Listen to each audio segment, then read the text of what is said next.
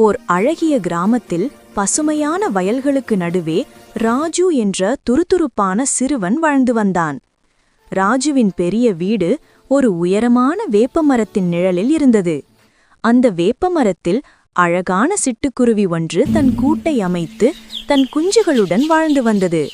ராஜு தினமும் பள்ளிக்கு செல்வதற்கு முன் கூட்டிலுள்ள சிட்டுக்குருவிகளையும் அதன் தாயையும் பார்த்துவிட்டு செல்வதை வழக்கமாக கொண்டிருந்தான். காலப்போக்கில் சிட்டுக்குருவியின் தாய்க்கும் ராஜுவுக்கும் இடையே ஒரு விசித்திரமான நட்பு மலர்ந்தது. ராஜுவை பார்த்தால் சிட்டுக்குருவி கீச்சிக்குரலில் கத்தி அவனை வரவேற்கும். ஒருநாள் ராஜு பள்ளி முடிந்து வீடு திரும்பும்போது வானம் திடீரென இருண்டது. பயங்கரமான இடி மின்னலுடன் பலத்த மழை பெய்யத் தொடங்கியது. அப்போது ராஜு வேப்பமரத்தின் அடியில் நின்றபோது சிட்டுக்குருவி பயந்து போய் கூட்டில் நடுங்கிக் கொண்டிருப்பதைக் கண்டான். ஐயோ, இவ்வளவு பலத்த காற்றுக்கும் மழைக்கும் இதன் கூடு தாங்காதே என்று பதறிய ராஜு உடனே வீட்டுக்குள்ளே ஓடினான்.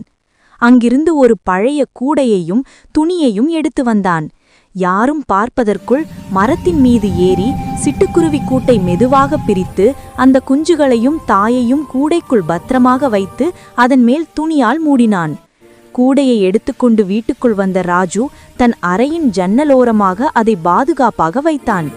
இரவு முழுவதும் அந்த பயங்கர மழை நீடித்தது. சிட்டுக்குருவி ராஜுவின் அரவணைப்பில் பாதுகாப்பாக இருந்தது. மறுநாள் காலையில் மழை நின்றபோது ராஜு கூடையை திறந்து மெதுவாக சிட்டுக்குருவி குடும்பத்தை பழைய வேப்பமரத்தின் மீதே பத்திரமாக வைத்தான். சிட்டுக்குருவிக்கு என்ன செய்வதென்றே தெரியவில்லை. அது தன் மகிழ்ச்சியை வெளிப்படுத்தும் விதமாக கிளைக்கு கிளை தாவி பலமுறை கீச்சுக்குரலில் கத்தியது. அப்போது அதன் தாய்க்குருவி தன் அலகில் ஒரு பளபளப்பான சிறிய நவரத்தின கல்லை கொண்டு வந்து ராஜுவின் ஜன்னலோரமாக வைத்துவிட்டு பறந்து சென்றது. ராஜுவுக்கு ஆச்சரியம். அந்த சிட்டுக்குருவியின் நன்றி உணர்வைக் கண்டு அவன் நெகிழ்ந்து போனான். அந்த கல்லை அவன் தன் நண்பர்களிடம் காட்டினான். அந்த அதிசய கல்லை பார்த்த நண்பர்கள், நீ பெரிய செல்வந்தனாகிவிட்டாய் என்று மகிழ்ந்தனர். ஆனால் ராஜு புன்னகையுடன், இந்த கல்லை விட நான் சிட்டுக்குருவியின் உயிரை காப்பாற்றிய அந்த சந்தோஷம்தான் எனக்கு உண்மையான செல்வம். மேலும் உயிர்களை காப்பாற்றும் போது நமக்கு கிடைக்கும் மகிழ்ச்சியும் அவைகள் காட்டும் நன்றியும் தான் மிகச்சிறந்த பரிசு என்று கூறினான். ராஜுவின் இந்த நல்லொழுக்கம் அந்த கிராமம் முழுவதும் பேசப்பட்டது. சிட்டுக்குருவி காட்டிய விசுவாசமும் ராஜுவின் கருணையும் அந்த கிராமத்து மக்களுக்கு என்றும் ஒரு பாடமாக அமைந்தது. அது ஒரு அழகிய கிராமம். அங்கு முத்து என்ற விவசாயி தன் குடும்பத்துடன் வாழ்ந்து வந்தான். முத்து தினமும் தன்னுடைய ஆடுகளை அருகில் உள்ள காட்டிற்கு கூட்டிச் சென்று மேய்ப்பது வழக்கம். காலையில் சென்றால் அவன் மாலையில் வீடு திரும்புவான். ராமு, எனக்கு ஒரு வேலை இருக்கு. பக்கத்து ஊர் வரைக்கும் போய் வருகிறேன். நீ ஆடுகளை கவனமாக பார்த்துக்கொள். சரியப்பா என்று கூறிக்கொண்டு முத்து புறப்பட்டார். அடுத்த நாள் காலையில் ராமு ஆடுகளை பக்கத்திலுள்ள காட்டிற்கு கூட்டிச் சென்றான். காட்டை அடைந்ததும் ஆடுகள் புற்களை மேயத் தொடங்கின. ராமு அருகிலுள்ள ஒரு பாறையின் மேல் அமர்ந்தான். அவனுக்கு வேலை பார்த்து பழக்கம் இல்லை என்பதால் பொழுது போகவில்லை. தூரத்தில் ஒரு சிலர் வயல் வேலை செய்து கொண்டு இருந்தனர். வேலை செய்பவர்களின் கவனத்தை ஈர்க்க எண்ணிய ராமு திடீரென புலி வருது என்று கூச்சலிட்டான். ராமுவின் அலறலைக் கேட்டு வயலில் வேலை செய்து கொண்டிருந்த அனைவரும் புலியை விரட்ட கைகளில் கட்டை ஒன்றை எடுத்துக்கொண்டு ராமு இருக்கும் இடத்தை நோக்கி விரைவாக வந்தனர்.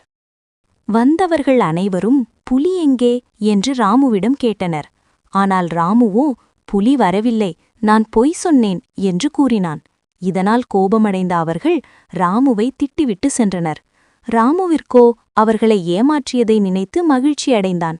ராமு ஆடுகளை கூட்டிக் கொண்டு வீட்டை நோக்கி சென்றான். அடுத்த நாளும் ராமு புலி வருது என்று கூச்சலிட்டு வேலை செய்து கொண்டு இருந்தவர்களை ஏமாற்றினான். இப்படி பல நாட்களாக ஏமாற்றிக் கொண்டு இருந்தான்.